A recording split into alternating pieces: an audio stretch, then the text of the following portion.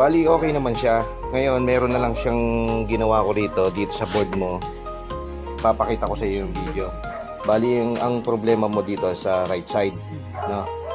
Ngayon nagtapal na lang ako. Kasi kung magkakating tayo rito, baka mamaya magka-problema yung kabila mo. Hindi mo na siya maililipat. At least may purpose ka.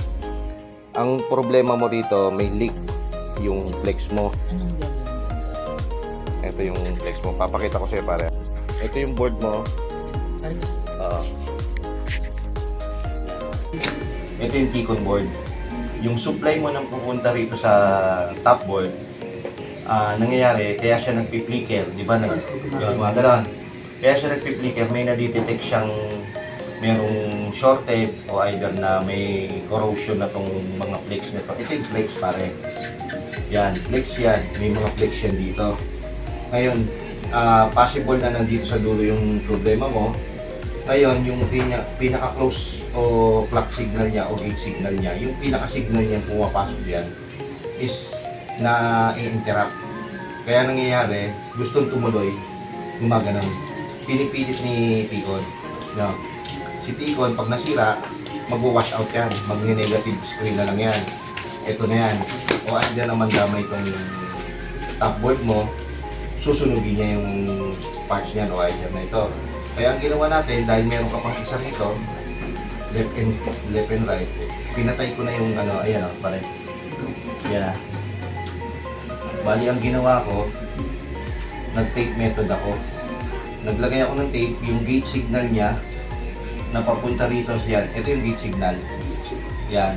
Napapunta dito sa level shifter. Yan yung IC na sumusupply papunta rito sa top board. Ngayon, dalawa naman yung supply niya. Kaya ang ginawa ko, pinatay ko na yung clock signal mo dito para ito na lang ang gagana papunta dyan. Okay lang.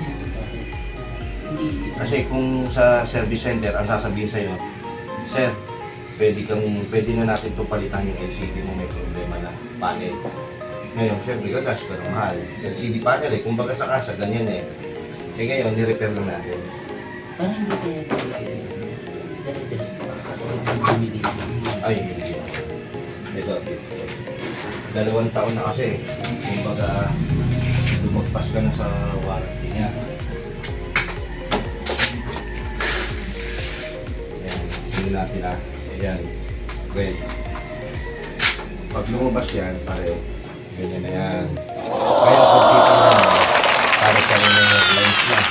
Hindi nyo. Hindi, wala naman yan. Yan, static niya yan, either na pasokan dito ng tubig, nabasa. Yun, nakikita mo yung flakes, kanina yung parang orange. Yan yung nandito sa loob. Pag nabasa yun, wala na.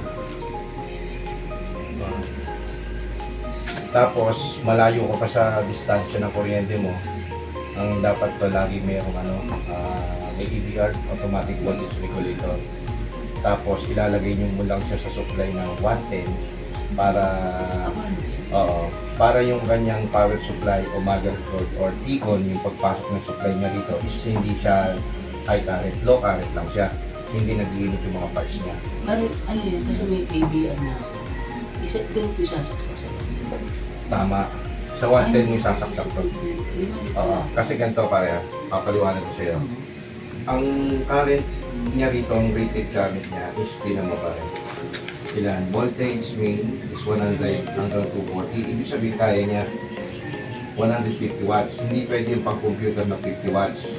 Kailangan yung EBR talaga na lagpas sa 250, sa 150 para hindi mag-init naman yung EBR. Yan. Di, parang sige yan. May ABR ako dito. 110 pa, no? Pwede 220, kaso nga lang kasi ang nangyayari sa kuryente natin dito, babataas, babataas. Dito naman sa atin, bumaba naman ang kuryente natin dito. Hindi katulad sa iba, umaabot na ng 242, yan 230. Okay lang yan, huwag lang siya bababa. Katulad sa Tanawan, yung ginagawa ko, nag-199, ang baba. Yan po si paring Edsel at nagpagawa sa atin ng TV. Yan, sa Daiwa, nagwo-work siya.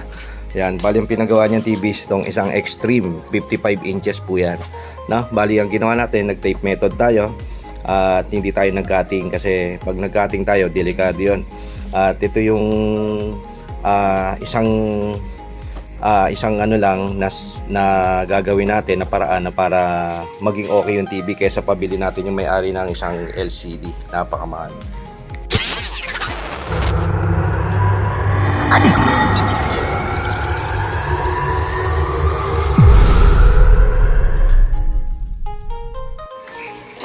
Sige.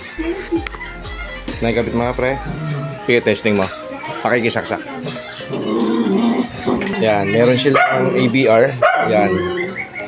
Dito natin sasaksak re.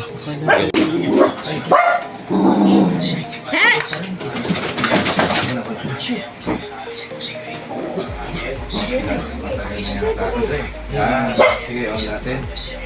On natin. Papasukin mo sa kwarto. Bali dito tayo nagka-problema. Yes, sabi lang. Kung titingnan natin, medyo dito, dahil yun sa kanyang signal niya, nagagaling din sa upward mo, is pinatay natin. Since ito na lang ang nagbibigay ng signal, papunta dyan. Pero yung kanyang BGH at BGL, yung nagsusupply na para sa ano yan, system na, is hindi natin pinunod. Kumbaga yung mga lalaki. Yan, okay na. Parang yung chef na. Thank you.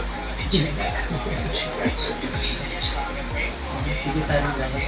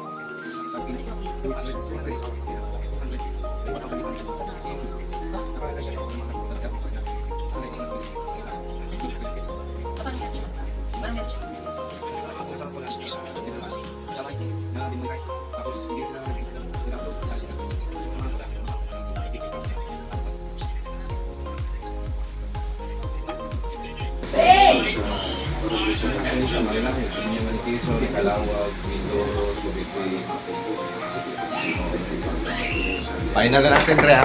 Opo. Ayan, natapos na po natin TV ni paring Edsel. Yan, thank you, thank you. At yan, isang Extreme po na 55 inches. Huwag natin kakaligtaan na mag-subscribe. Brian Vitek. Thank you po. Bye po. Thank you, paring Edsel. 1, 2, 3. Okay. Thank you, parang Brian.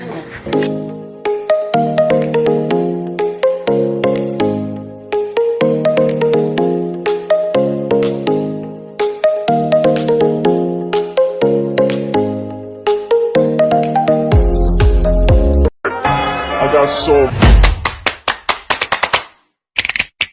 motherfucker.